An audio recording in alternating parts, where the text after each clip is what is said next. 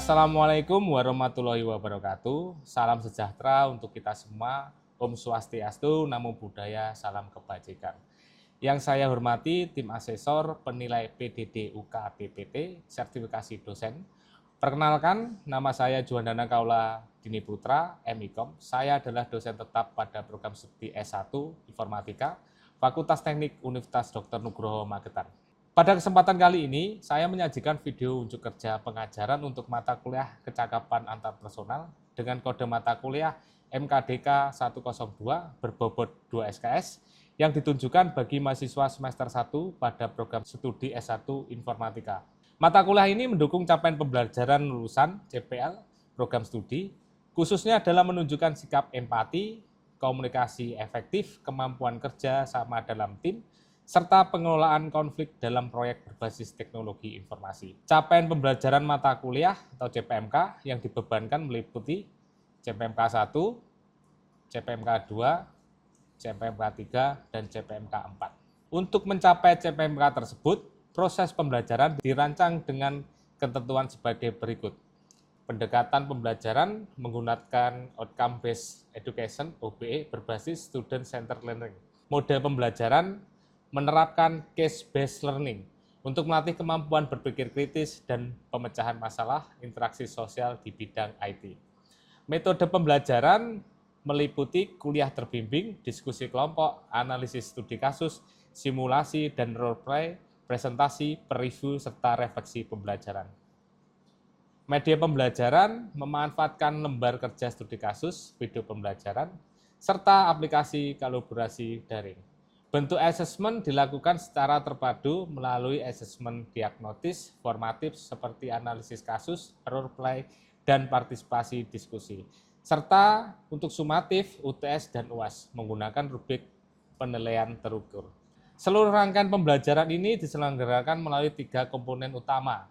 Delivery, materi yang disampaikan secara kontekstual berbasis industri IT menggunakan media interaktif. Interaction, pembelajaran dibangun 2 arah melalui simulasi, role-play, diskusi kelompok, berfeedback, dan forum interaktif. Asesmen penilaian dilakukan secara autentik menggunakan rubrik untuk mengukur ketercapaian sub CPMK, CPMK, dan CPL secara nyata. Berikut adalah rekaman proses pembelajaran mata kuliah kecakapan antarpersonal pada pertemuan keempat dengan materi komunikasi verbal dan nonverbal yang dilaksanakan secara luring. Assalamualaikum warahmatullahi wabarakatuh. Waalaikumsalam warahmatullahi wabarakatuh. Ya, salam sejahtera ya untuk kita semua. Gimana teman-teman kabarnya untuk hari ini? Oke? Baik. Untuk pertemuan ini pertemuan 4 ya teman-teman. Pertemuan 4, jadi sebelum kita masuk ke ini materinya komunikasi verbal dan nonverbal ya. Jadi ini mata kuliah kecakapan antarpersonal pertemuan keempat dengan materi komunikasi verbal dan nonverbal. Tapi sebelum kita masuk ke materi ini, kita review dulu ya untuk pertemuan yang sebelumnya ya. Kita review dulu. Jadi kita flashback untuk merefresh otak kita, mengingat apa yang sudah saya sampaikan di pertemuan ketiga atau sebelumnya. Ada yang masih ingat nggak? Komunikasi antarpersonal itu, ya silakan, Jackie. Komunikasi antarpersonal itu seperti proses penyampaian pesan dan penerimaan pesan, atau ide, atau juga perasaan antara 2 orang atau lebih. Atau apa tadi? Ide dan perasaan. Ide ya betul. Jadi komunikasi interpersonal itu adalah penyampaian perasaan ya, perasaan atau gagasan gitu ya teman. Penyampaian informasi gagasan, makna antara 2 orang atau lebih. Itu komunikasi interpersonal. Menggunakan apa? Media interaktif, gitu ya. Ada media interaktifnya, gitu. Medianya apa? Mediumnya apa? Nah itu berkenaan dengan nanti ketika kalian melakukan komunikasi, proses komunikasi. Mediumnya itu ada, medianya itu ada, medium namanya. Kalau kalian menggunakan chat, ya chat itu mediumnya apa? Media yang kalian gunakan, media apa? Media digital ya, medianya. Media digital, salurannya media digital, medianya apa? Smartphone, gitu ya. ataupun kalian menggunakan gadget yang lain itu mediumnya. Tapi ketika kalian nanti melakukan proses komunikasi secara tatap muka atau langsung, ya, namanya proses komunikasi tatap muka secara langsung, yaitu tatap muka ini ya medianya ya nanti kita bahas di komunikasi verbal non verbal, gitu. Jadi tatap muka, gitu ya. Ada lagi yang masih ingat pertemuan yang kemarin, pertemuan ketiga, proses komunikasi. Ada proses komunikasi itu apa? Ada yang masih ingat nggak? Oh, oke. Alika, silahkan. Proses komunikasi adalah tahapan penyampaian pesan dari pengirim kepada penerima agar terjadi pemahaman bersama. Ya, itu proses komunikasi ya. Jadi proses komunikasi itu ada beberapa elemen ya. Ada apa? Encoding ya, encoding. Terus ada lagi apa? Ada apa lagi? Ada pengiriman. Pengiriman, terus? Ada penerimaan dan penafsiran atau decoding, lalu umpan balik. Nah ya, itu ya. Jadi itu proses komunikasi ya teman-teman ya. Jadi ingat-ingat ya. Ya, ingat-ingat karena komunikasi itu kalian tuh nggak bisa hidup gitu loh, nggak bisa hidup. Tanpa komunikasi itu nggak bisa kalian itu melakukan interaksi kepada orang lain ya. Atau karena hakikat kalian itu untuk melakukan komunikasi, kalian bisa nggak tanpa komunikasi melakukan semua kegiatan? Bisa nggak? Nggak bisa gitu. Kalian butuh sesuatu, butuh orang itu ya dengan komunikasi gitu. Dengan menyampaikan perasaan kalian, ya, ide kalian. Kalian ini pengen apa sih? Hatimu itu pengen apa gitu loh. Kalian butuh apa? Butuh makan ya kalian beli ya interaksi dengan orang itu. Nggak bisa kita itu sebagai makhluk sosial itu nggak bisa hidup tanpa komunikasi gitu ya. Oke ya, baik, kita lanjutkan di komunikasi verbal dan non verbal. Jadi komunikasi verbal itu menggunakan apa? Kata-kata verbal, kata-kata ataupun tulisan. Ya, tulisan itu ya verbal gitu. Apa yang kalian baca, apa yang kalian tulis, apa yang kalian dengar ya, yang kalian pahami itu masuk di komunikasi verbal gitu. Itu maksudnya komunikasi verbal. Jadi kecuali ketika kalian ada tulisan ya, ada tulisan atau ajab yang nggak bisa kalian pahami ya, yang nggak bisa kalian pahami. Tentunya kita nggak ngomong bahasa yang lain loh ya, bahasa-bahasa yang di luar kita loh ya, bahasa-bahasa yang ini apa sih kok nggak ada artinya, kalian cari dimanapun nggak ada artinya, walaupun itu seperti abjad, ya itu belum tentu itu masuk di komunikasi verbal gitu namanya. Terus sedangkan komunikasi nonverbal itu apa? Nonverbal itu kebalikannya, bukan kebalikannya sih. Jadi komunikasi nonverbal itu ada yang menyebutkan itu termasuk isyarat gitu ya. Isyarat, tapi sebenarnya bukan. Jadi mohon maaf ya untuk kayak tunarungu atau tunawi apa? Bicara. Itu kan menggunakan bahasa-bahasa ya, bahasa-bahasa isyarat ya. Itu ada yang ngomong itu komunikasi nonverbal, padahal bukan itu. Itu adalah modifan ya, modifan dari komunikasi nonverbal. Jadi komunikasi verbal ataupun komunikasi nonverbal itu ya pesan gitu. Pesan yang kalian terima. Pesan yang apa? Yang disampaikan ya. Kan kemarin kita sudah bahas ya, ada komunikator sama komunikator dan komunikan. Kalau komunikator itu pengirim pesan. Kalau komunikator penerima pesan ya. Ada sebutan yang lain itu apa? Sender apa? Sender. Sama receiver. Terus ada lagi transmisinya gitu, transmisinya di apa gitu ya. Jadi kalau komunikator ya itu penyampai pesan. Kalau komunikator itu ya audien gitu loh teman-teman. Ini loh, kayak ini loh. Contohnya tuh seperti ini. Gitu loh. Contohnya tuh seperti ini. Ini diasumsikan, diartikan ini komunikasi interpersonal bukan? Kayak gini. Hah? Bukan. Ini komunikasi kelompok gitu loh. Karena ada beberapa level. Tapi fokus kita itu di komunikasi interpersonal. Ada beberapa level komunikasi ya. Komunikasi kelompok, komunikasi publik, komunikasi massa. Ya. Terus ada lain nanti dicari sendiri ya teman-teman ya. Jadi komunikasi kelompok itu ya seperti yang kita lakukan ini gitu loh. Komunikasi kelompok ini namanya. Karena audiennya lebih dari 2 orang. Komunikasi kelompok, ada lagi nanti komunikasi organisasi gitu ya. Itu memiliki definisi lain itu nanti. Kalian cari-cari sendiri ya, karena fokus kita di komunikasi interpersonal. Jadi ini nanti sangat membantu ketika kalian nanti sudah lulus gitu. Ya.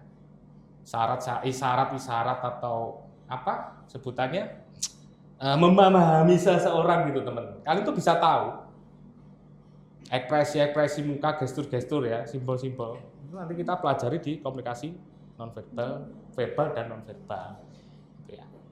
Kalau di dalam komunikasi kelompok ya, itu ada komunikasi interpersonal. Ketika saya konsul, ada yang konsul, Pak saya tahu, saya personal. Ini komunikasi antar personal. Kecakapan ya, di dalam materi kecakapan antar personal. Di dalam komunikasi kelompok, ketika saya mendatangi kalian atau ada yang bertanya, saya mendatangi kalian, itu komunikasi antar personal. Karena nanti jarak itu juga ada, jarak itu juga diukur ya teman-teman. Baik, kita lanjutkan ya. Nah ini komunikasi verbal ya, komunikasi verbal adalah penyampaian pesan ya, kata-kata baik secara lisan maupun tertulis untuk menyampaikan makna ya, yang terstruktur. Ini komunikasi verbal.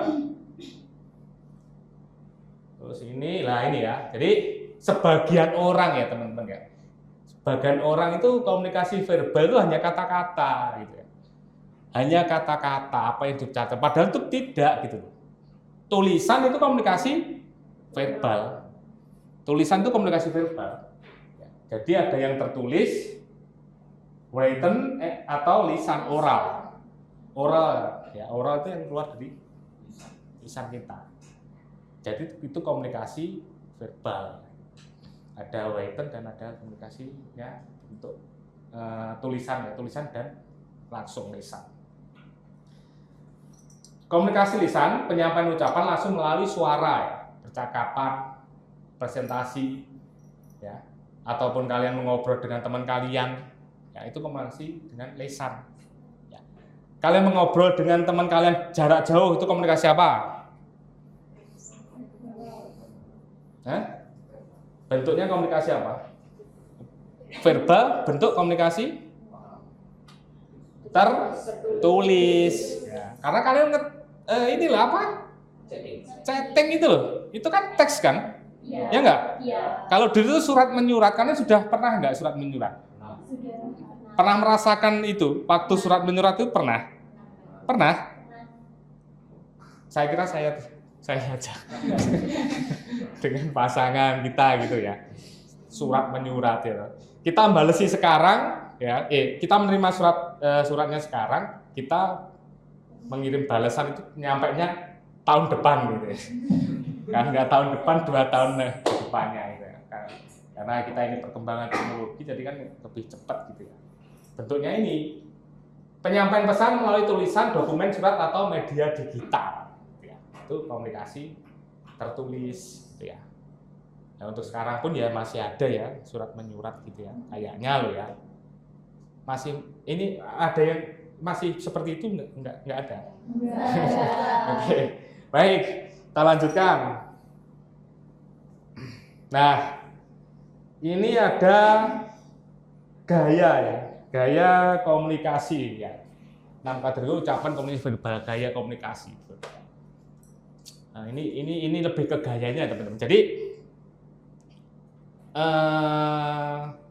ada teori atau ilmuwan yang menyatakan, yang mengulas ini ya, itu namanya kalau nggak salah Jacobson gitu loh, pokoknya belakangnya Jacobson, nanti bisa dicari sendiri ya. Jadi dia itu ilmuwan linguistik ya, linguistik dan semiotik. linguistik dan semiotik. Kan pernah dengar ya, linguistik dan semiotik.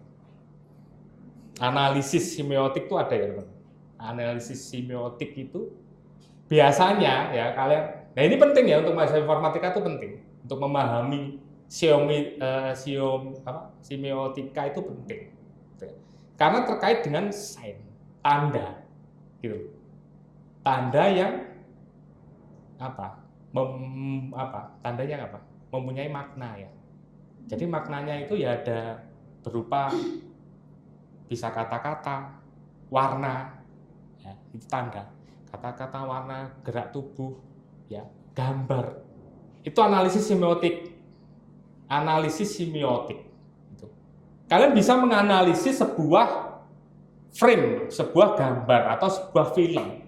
Kalian potong frame by frame, gerakan tubuhnya, gestur tubuhnya, percakapannya, kata-katanya, bahkan benda yang ada di sekitarnya itu bisa dianalisis itu teman-teman. Untuk mahasiswa informatika ya, itu harus dipahami ya nanti ya, karena itu nanti terkait dengan ketika kalian menjadi programmer UI ya, UI atau UX ya, user interval atau user experience. Untuk user interval itu kalian harus ketika kalian membuat website atau membuat sebuah program, kalian harus paham simbol yang ada di dalam program kalian, aplikasi. Contohnya apa? Contohnya keranjang di Shopee tandanya apa? Belanja. Nah, itu kan mempermudah yang menggunakan gitu. Ya kan? Bahkan warna visual, ketika kalian mengisi presensi ya, harus ada tanda centangnya merah, tahu nggak? Itu artinya apa? Wajib diisi. Nah, tuh. Ketika kalian menjadi seorang programmer developer game, ya, warna-warna buatan game buatan kalian itu menunjukkan, oh ini gameku tak bawa ke arah mana ya. Kalau suram horor, untuk peteng-peteng gelap-gelap gitu kan. Kalau ceria, ya warnanya full color kan gitu. Bahkan sound effect juga bisa dianalisis. Ketika kalian finish, tamat mainkan game, kan ada instruksinya, hore, atau Mobile Legend gitu ya, kan itu kalau win kan apa? Victory. Lah itu termasuk itu semiotik gitu loh. Kalau kalah apa Jack? Defeat. Defeated. Kalau AFK invalid. Invalid. Nah itu. Nah, oke, jadi itu ya semiotik. Nah ini kembali lagi ke ini motif speech. Bicara untuk mengungkapkan perasaan atau kondisi emosional dan psikologi pembicaranya. Contoh, ya, yaitu berbicara itu karena faktor emosionalnya mereka, psikologinya mereka. Jadi contohnya seperti ini berkaitan dengan ya ada verbalnya, ya ada non verbalnya. Kaget, wah, ya, aduh, kaget aku. Wah, surprise ya, itu kan menunjukkan ada verbalnya dengan ucapan dan ekspresi kalian. Ya, itu emotive speech. Ya. Selanjutnya rhetorical speech ya. Pathetic speech. Ucapan basa-basi untuk membuka, menjaga atau mempererat hubungan sosial tanpa fokus kata. Jadi ya kalau di bahasa kita ya itu tadi basa-basi. Halo, apa kabar? Loh, udah nyampe toh. Jadi basa-basi untuk mempererat hubungan ya. Untuk berhubungan. Wis udah makan belum, Mas? Nah, itu untuk mempererat hubungan. Untuk mempererat hubungan ya itu pathetic speech ya. Jadi ketika kalian masuk ke kampus gitu ya dengan teman kalian, ya udah basa-basi gitu loh. Itu nggak ada apa? Maksudnya nggak ada apa yang kalian mau itu. Ya emang itu untuk menciptakan hubungan kalian gitu. Wis basa-basi lah, wis ngono bahasane ya teman-teman ya. Oke, paham ya? Nah, basa-basi. Terus cognitive speech. Komunikasi murni untuk menyampaikan informasi data atau fakta secara objektif ya, makna denotatif. Jadi cognitive speech ini ya tidak ada unsur apa-apa gitu teman-teman. Contohnya ini sekarang saya menyampaikan informasi ini ya tujuannya untuk memberi informasi. Selain itu ada pengumuman katakanlah kuliah jam 7. Ya sudah, itu datanya faktanya seperti itu. Tidak ada unsur-unsur di belakangnya gitu loh. Paham? Jadi informasi yang sebenarnya gitu. Ya. Informasi yang sebenarnya. Gitu ya. Terus selanjutnya, nah ini rhetorical speech, jadi ucapan retoris konatif bertujuan mempengaruhi, membujuk atau mendorong pendengar bertindak.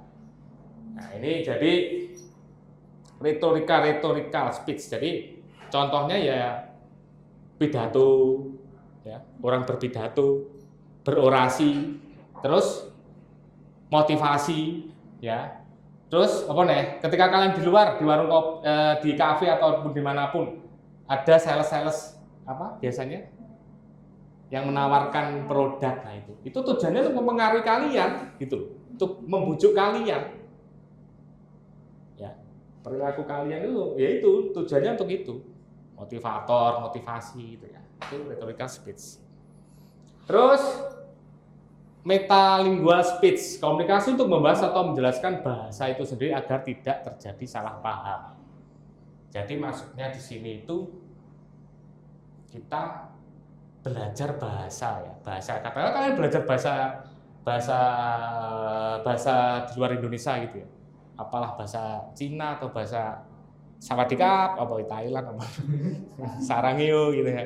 Itu kalian harus memahami maknanya itu ya, dari makna bahasa itu. Contohnya ketika kita bilang fleksibel ya apa? Fleksibel itu apa? Segampang lah gitu, sudah mudah, segampang bisa diatur gitu kan, fleksibel. Nah itu harus kalian sesuaikan, harus kalian tuh pemahamannya itu ya harus seperti itu gitu, untuk mempelajari bahasa di luar bahasa kita yang kita pahami. Fleksibel artinya ini, bahasa ini artinya ini gitu ya, paham ya? Terus nah ini poetic speech ya, gaya bicara yang mengutamakan keindahan bahasa, estetika dan rasa seni dalam pemilihan kata. Apa biasanya? Untuk apa? Betul. Terus selain itu? Pantun. Betul. Terus apa lagi? Lirik lagu masuk nggak? Yes. Nah, itu ya. Itu ada maknanya gitu loh teman-teman. Kutanya malam, opo yo iso gitu loh, ada kutanya malam gitu ya. Tapi itu ada artinya gitu ya membuat. Itu poetic speech ya. Baik ya. Terus kayak satu slide ya. Nah ini ya definisi komunikasi nonverbal, pengiriman dan penerimaan pesan-pesan tanpa kata-kata yang mengekspresikan makna tersembunyi atau makna tersembunyi, emosi dan konteks ya. Jadi tanpa kata-kata, gestur ya, contohnya gestur tubuh, ya kan. Terus apa nih? Body language, gerakanmu. Nah itu menyeratkan makna gitu teman-teman. Jadi ketika kalian duduk, itu pesannya itu dilihat orang gitu loh. Maknanya apa? Walaupun ya interpretasinya sendiri-sendiri ya. Walaupun kita nggak seperti yang dia gambarkan, bayangkan, tapi kan mereka itu melihat kita sepertinya kok kita lemas urung mangan deh kayak kayak gitu. Apa piye gitu ya. Jadi itu ya. Terus ada lagi nggak selain itu? Ya banyak gitu loh. Jadi kayak kita itu apa yang kalian tampilkan itu bisa dilihat. Gitu. Kita bisa melihat dari pakaian kalian, body kalian, tinggi badan kalian, warna kulit kalian, itu bisa dilihat. Nah ini perbedaannya ya untuk multi saluran dan tunggal ya. Jadi perilaku verbal merupakan saluran tunggal. Jadi saluran tunggal ya. Jadi kita ketika seseorang berbicara ya, berbicara ataupun menulis, ya, fokus indranya itu di pendengaran dan apa? Di pendengarannya. Karena tujuan utamanya itu kata-katanya gitu teman, kata-kata dan suara. Contohnya ketika saya berbicara sekarang ini, saya bisa nggak mengungkapkan dua kalimat secara berbeda? Nggak bisa. Makanya itu disebut satu saluran. Kalau saya bilang iya, apa bisa saya ada double iya dan iya atau dengan kata-katanya? Nggak bisa gitu. Iya ya iya. Ya kan? Jadi itu satu saluran itu teman, satu saluran ya. Ini perbedaan. Nah, untuk cek nonverbal itu multisaluran. Contohnya, ketika saya gini-gini sama gini, artinya bisa dua nggak? Bisa. Jadi seluruh ekspresi kalian itu bisa dilihat pesannya gitu. Saya gini-gini dengan ini itu artinya ada dua, enggak dan setuju. Ya kan? Kalau lesan bisa enggak? Tidak bisa. Body language kalian juga itu tadi yang sudah saya jelaskan tadi ya. Posisi duduk, tangan gini defensif ataupun yang lain gitu ya. Nah, itu diperhatikan ya. Terus berkesinambungan. Pesan verbal dapat diawali dan diakhiri kapan saja ya. Jadi pesan verbal itu ada titik awal dan titik akhir gitu ya. Titik awal dan titik. Kalian bisa menghentikan pesan itu kapanpun verbal. Karena kata yaitu terdiri dari struktur unit kecil, unit kata. Terus setelah kata apa? Kalimat. Setelah kalimat paragraf. Kalian bisa menghentikan itu kapanpun. Sudah ya cukup, saya pergi ya sudah selesai. Ya wes, apa nih? Ya. Kalian bebas itu loh, menghentikan dimanapun itu bebas. Kalau verbal, ketika ada orang di sekitarmu ya, ada orang di sekitar, walaupun kalian diam 1000 bahasa, saya melihat ya wes, pesan ini ngalir terus. Namanya apa? Itu orangnya kenapa? Lapar apa ngantuk? Itu terus masuk terus. Kok kita agak semangat? Gitu loh. Ketika ada orang di sekitar kalian, tapi kalau nggak ada ya sudah. Perbedaannya dengan verbal, ketika itu tadi yang saya sampaikan, perkuliahan hari ini cukup. Saya pun di sini. Saya masih di sini. Selesai nggak? Selesai toh? Selesai. Tapi kalau non verbal itu nggak bisa teman-teman. Itu perlu dipahami gitu loh, ya. Perlu dipahami. Kalian melihat seseorang, aku ndelok sapa si A si B. Ya, itu bisa masuk walaupun kalian diam. Bahkan tanpa berekspresi pun saya bisa menafsirkan pesannya. Itu ya. Baik, ada pertanyaan enggak? Kalau tidak, kita akhiri ya untuk pertemuan di pagi hari ini ya. Kalau ada salah kata ucap saya mohon maaf yang sebesar-besarnya. Saya tutup. Demikian gambaran proses pembelajaran pada mata kuliah kecakapan antarpersonal. Semoga video unjuk kerja pengajaran ini dapat memberikan gambaran yang jelas mengenai pelaksanaan Tridharma perguruan tinggi di bidang pengajaran yang saya jalankan.